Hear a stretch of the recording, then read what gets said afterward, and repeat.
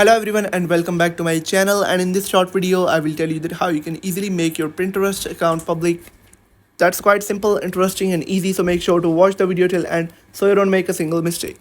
So guys, first of all, open up the Pinterest app on your phone and you can follow the exact same steps if you are on an Android as well. Now you'll have to tap on your profile on the bottom right corner, and then again tap on your profile picture on the top left corner to head over to the menu. And once you're on this page, you'll have to tap on profile visibility just under account management. After that, you'll be able to find an option of private profile on the top left corner, and all you will have to do is toggle this option off. And you can see that it's saying that when your profile will be public, will be private, only people you can approve, your proof can see your profile, pins, boards, followers and following lists. But when your profile is public, everybody will be able to see all of those things and all of this stuff.